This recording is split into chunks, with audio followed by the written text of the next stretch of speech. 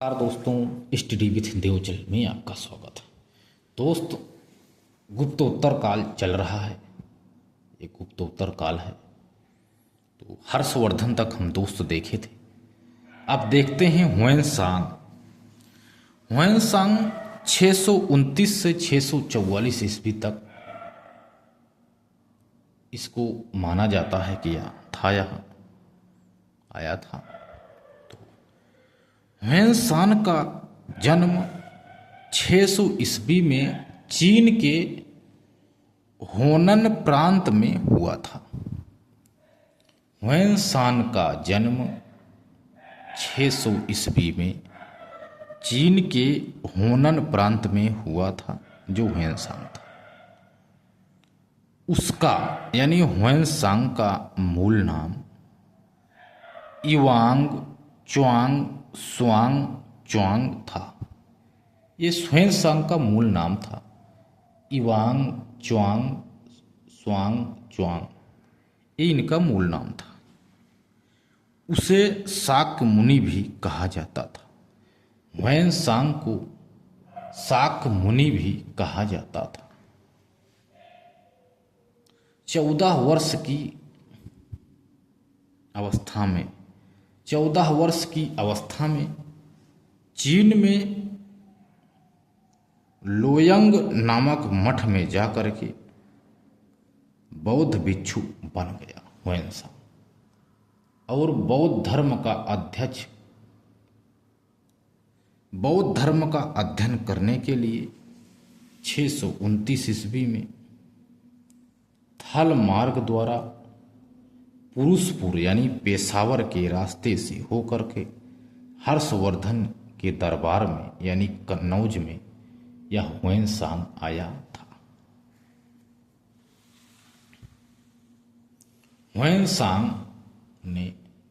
Hiuen Tsang ने हर्षवर्धन को फीसे बैश्य जाति का बताया यानी बैश्य जाति का। हुएनसांग ने हर्षवर्धन को फीसे जाति का बताया यानी बैश्य जाति का बताया, और उसे शिलादित्य कहकर संबोधित किया। शिलादित्य कहा। हुएनसांग ने हर्षवर्धन को शिलादित्य कहकर संबोधित किया। हुएनसांग के अनुसार हर्षवर्धन ने कन्नौज महासभा और प्रयाग महामोक्ष परिषद का आयोजन किया था। हर्षवर्धन ने प्रयाग और महामोक्ष परिषद का आयोजन किया था।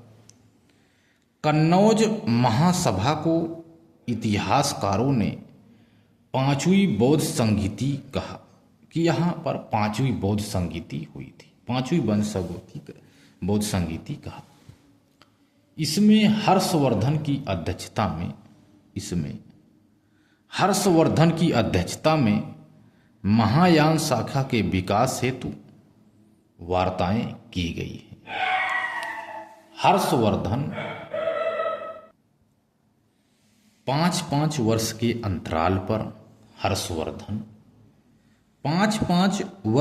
अंतराल पर प्रयाग जा करके शिव, सूर्य एवं बुद्ध की उपासना करता था। 6वीं बार 635 ईस्वी में मैं भी यानी हुएनसांग ने कहा कि मैं भी प्रयाग गया था। वहां पर लोगों को जल समाधियां लेते हुए देखा। लोग जल समाधि ले रहे थे देखा, और हर्षवर्धन दान पुण्य का कार्य भी करता था। हमने देखा हर्षवर्धन दान पुण्य का कार्य भी करता था। हुएनसांग ने उल्लेख किया है कि भारत में घंटी यंत्र यानी राहट द्वारा सिंचाई होती थी। यह भी उल्लेख किया हुएनसांग ने कि भारत में घंटी यंत्र यानी राहट द्वारा सिंचाई होती थी। हुएनसांग नालंदा विश्वविद्यालय में हुएनसांग नालंदा विश्वविद्यालय में अध्ययन किया। उस समय नालंदा विश्वविद्यालय के कुलपति आचार्य शीलभद्र थे। इन्होंने ह्वेनसांग का स्वागत किया था। जो आचार्य शीलभद्र थे नालंदा विश्वविद्यालय के कुलपति, इन्होंने ह्वेनसांग का स्वागत किया। ह्वेनसांग के अनुसार नालंदा विश्वविद्यालय में दाखिला यानी प्रवेश परीक्षा के माध्यम से होता था।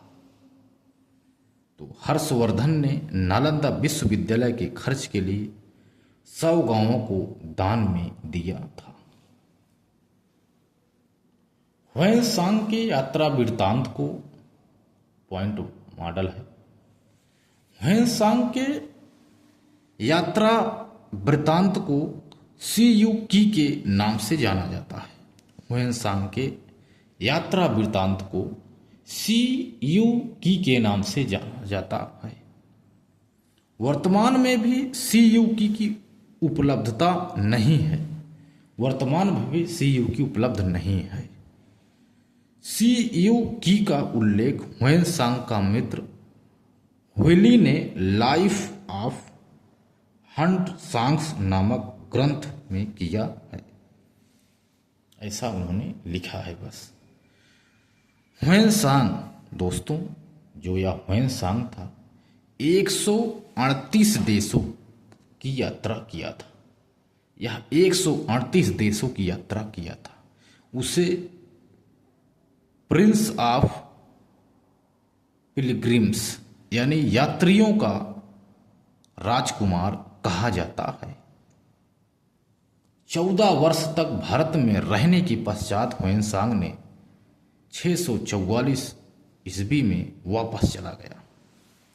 644 ईस्वी में वापस चला गया। 14 वर्ष तक था भारत में। 671 से 72 ईस्वी में 7वीं सदी में चीनी यात्री इत्सिंग 37 साथियों के साथ आया और पानी की जहाज से भारत भ्रमण हेतु आता है। चीनी यात्री इत्सिंग के अनुसार हर्षवर्धन नालंदा विश्वविद्यालय के खर्च के लिए 200 गांवों को दान में दिया था। ह्वेनसांग ने कहा 100 गांव, तो इत्सिंग ने कहा नहीं, हर्षवर्धन नालंदा विश्वविद्यालय के लिए 100 नहीं 200 गांवों को वह दान में दिया था। 200 गांवों को दान में दिया था। वापस जाते समय 400 पिटकों को लेकर चला गया। इत्सिंग वापस जाते समय 400 पिटकों को लेकर चला गया। अब चीनी यात्रियों का क्रम यही है दोस्तों, फाहियान, सुंगयून, ह्वेनसांग और इत्सिंग। तो सबसे पहले चीनी यात्रियों में फाहियान आया था, इसके बाद सुंगयून आया था, इसके बाद ह्वेनसांग आया था, फिर इत्सिंग आया था। फाहियान 399 ईस्वी से 414 ईस्वी तक था। सुंगयून 500-1806 ईस्वी तक था। ह्वेनसांग 629 से 644 तक था। इत्सिंग 671 से 672 ईस्वी तक था। हर्षवर्धन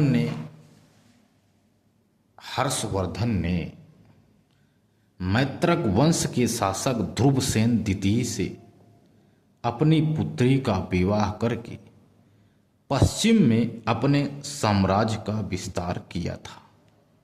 हर्षवर्धन ने मैत्रक वंश के शासक ध्रुवसेन द्वितीय से अपनी पुत्री का विवाह करके पश्चिम में अपने साम्राज्य का विस्तार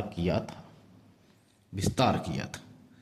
कश्मीर को छोड़कर शेष पूरे भारत पर हर्षवर्धन का अधिकार था। उसे उत्तर भारत का अंतिम हिंदू सम्राट कहा जाता है। उत्तर भारत का अंतिम हिंदू सम्राट था। 647 ईस्वी में हर्षवर्धन की मृत्यु हो गई और वह अपुत्र था। अतः पूरा उत्तर भारत छोटे छोटे राज्यों में विभाजित हो गया। पूरा उत्तर भारत छोटे छोटे राज्यों में विभाजित हो गया। तो यही है जो छोटे छोटे राज्य हैं दोस्त, राजपूत काल। तो राजपूत काल दो भागों में बटा है दोस्त, ठीक है। उत्तर भारत के प्रमुख राजवंश, दक्षिण भारत के प्रमुख राजवंश। उत्तर भारत के प्रमुख राजवंशों में गुर्जर प्रतिहार वंश, परमार वंश, गढ़वाल वंश, चंदेल वंश, चौहान वंश, पाल वंश, सेन वंश, कश्मीर राज्य, ये सभी उत्तर भारत के प्रमुख राजवंश हैं। राजपूत काल छोटे छोटे राज्यों में जब विभाजित हो गया हर्षवर्धन की मृत्यु के बाद, इन सभी को ही राजपूत काल के नाम से जाना जाता है। तो राजपूत काल दो भागों में बट गया, उत्तर भारत के प्रमुख राजवंश, दक्षिण भारत के प्रमुख राजवंश। दक्षिण भारत में वादामी एवं वातापी का चालुक्य वंश, राष्ट्रकूट वंश, पल्लव वंश और चोल वंश, ये सभी थे।